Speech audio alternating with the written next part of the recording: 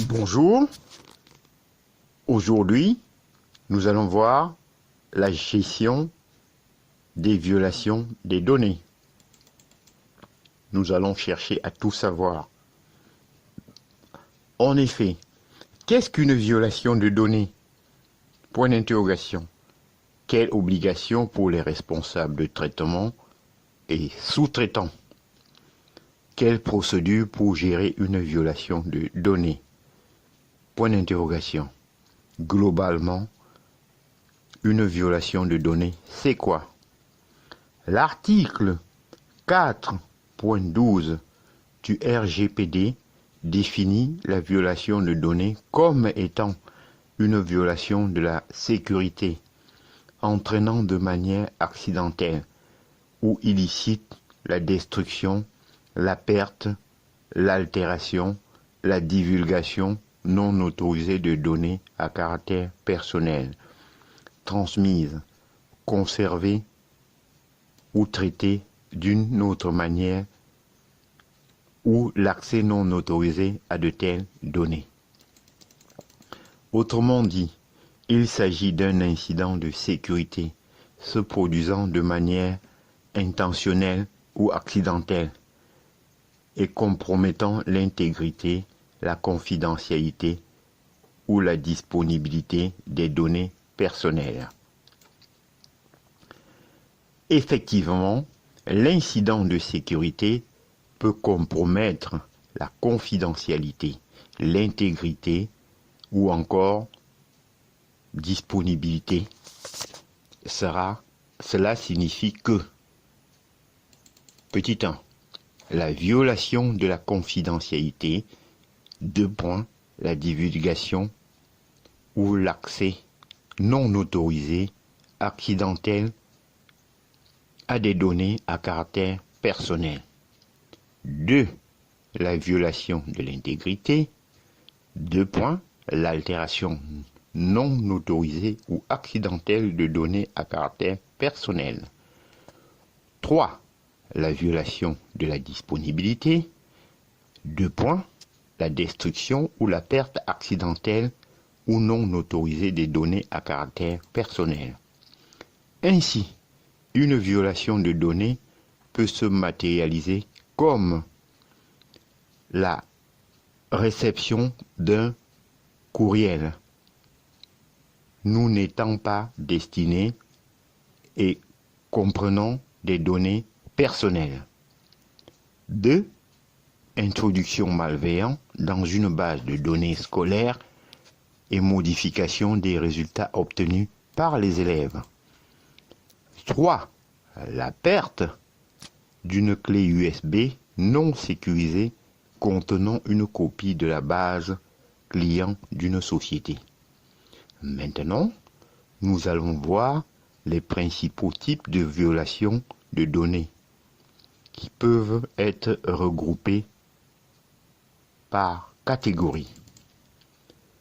Première catégorie, le rançon logiciel. Deuxième catégorie, attaque, exfiltration de données. Troisième catégorie, source interne, risque humain. Quatrième catégorie, appareil ou document papier perdu ou volé.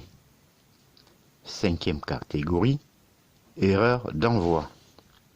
Sixième catégorie, ingénierie sociale.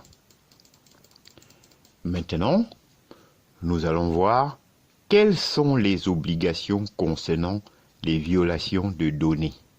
Point d'interrogation. Outre les obligations légales imposées par le RGPD, les grands principes établis sont aussi importants.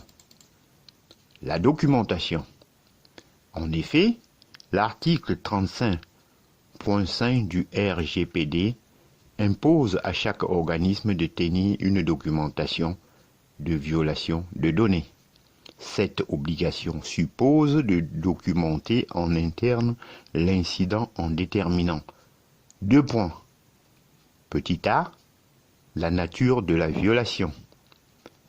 Petit b, si possible, les catégories et le nombre approximatif de personnes concernées par la violation. Petit c, les catégories et le nombre approximatif d'enregistrement de données à caractère personnel concernées. Petit d, décrit les conséquences probables de la violation de données. Enfin, décrit les mesures prises ou que vous envisagez de prendre pour éviter que cet incident se reproduise ou atténuer les éventuelles conséquences négatives. Maintenant, nous allons voir principe général de sécurité. C'est à l'article 5.1 du RGPD que sont établis les grands principes de cette réglementation. Le petit f de cet article pose le principe général de sécurité. Il émane de ce principe l'obligation de, petit 1, prévenir toute violation de données. Petit 2, réagir de manière appropriée en cas de violation, c'est-à-dire mettre fin à la violation et minimiser les effets. Nous allons voir maintenant qui est concerné par ces obligations. Tous les organismes publics comme privés et quelle que soit leur taille, dès lors qu'ils traitent des données personnelles et qu'ils ont connaissance d'une violation de données personnelles. Les sous-traitants qui traitent les données personnelles pour le compte d'un organisme responsable du traitement ont également des obligations en matière de violation. 2 points. Ils doivent en particulier alerter l'organisme de tout incident de sécurité dans les meilleurs délais afin qu'il puisse remplir ses obligations. Maintenant, on va voir quelles sont les sanctions.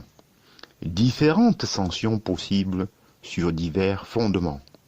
Petit 1, l'article 83-4A du RGPD.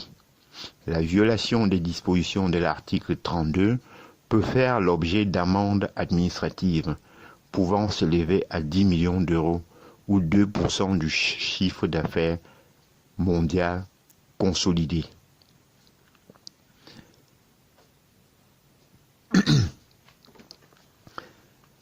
Poursuite pénale. Combien? Aujourd'hui, l'article 226-17 du Code pénal sanctionne le non-respect des dispositions de l'article 32 de la loi informatique et liberté. Ensuite, indemnisation du préjudice devant les juridictions civiles. Article 82. Action de groupe. Article 83. 80, s'il vous plaît.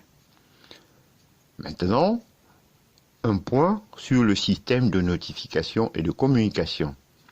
Lorsque l'incident constitue un risque au regard de la vie privée des personnes concernées, le responsable de traitement doit notifier l'incident à la CNIL. En termes de délai, il est prévu que la notification doit être transmise à la CNIL dans le meilleur délai, à la suite de la constatation d'une violation présentant un risque pour les droits et libertés des personnes. Il est prévu 2 points. Une notification initiale dans un délai de 72 heures, si possible à la suite de la constatation de la violation. 2. Si le délai de 72 heures est dépassé, vous devrez expliquer lors de votre notification le motif du retard. 3. Enfin, une notification complémentaire dès lors que les informations complémentaires sont disponibles. En cas de risques élevés, le responsable de traitement devra également notifier les personnes concernées. En cas de doute, notifiez la CNIL. En cas de doute, notifiez la CNIL qui vous indiquera s'il est nécessaire d'informer les personnes. En ce qui concerne les sous-traitants, traitant des données personnelles Pour le compte du responsable de traitement, celui-ci devra notifier au responsable de traitement toute violation de données dans les meilleurs délais après avoir pris connaissance.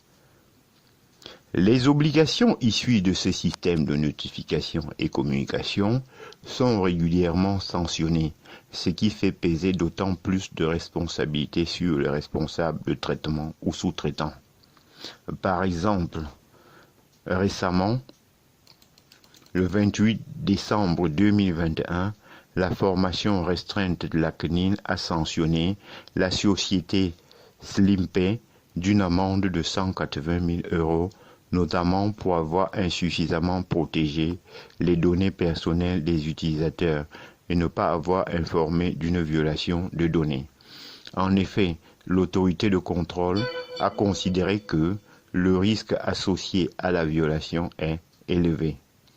Compte tenu de la nature des données personnelles, notamment des informations bancaires ou de volume de personnes concernées, plus de 12 millions, de la possibilité d'identification des personnes concernées, des conséquences possibles pour les personnes concernées, risque d'usurpation d'identité ou d'hameçonnage.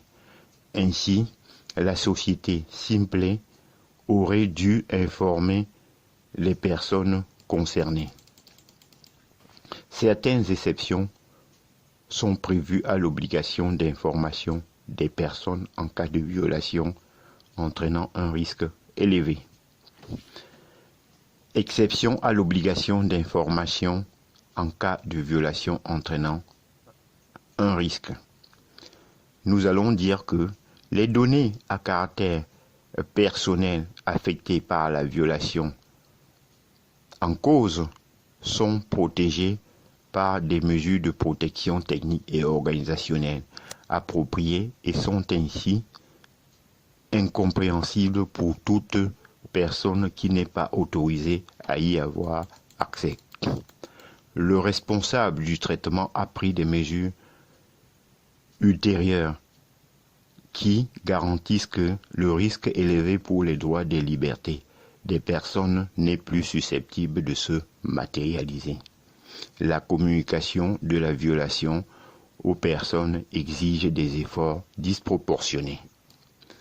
Maintenant, nous allons voir un exemple. Les données ont fait l'objet d'une mesure de chiffrement à l'état de l'art, dont la clé n'a pas été compromise et a été générée de façon à ne pas pouvoir être trouvée par aucun moyen technologique existant par quelqu'un qui n'est pas autorisé à l'utiliser.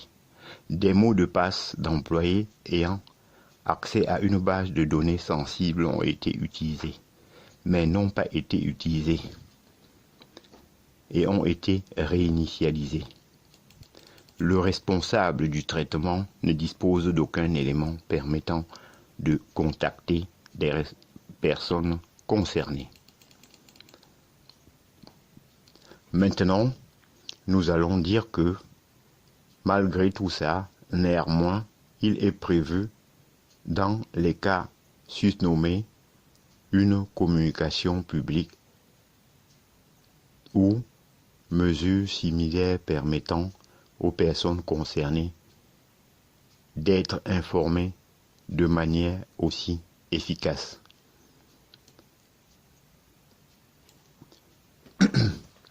Maintenant, nous allons voir pourquoi s'équiper d'un outil.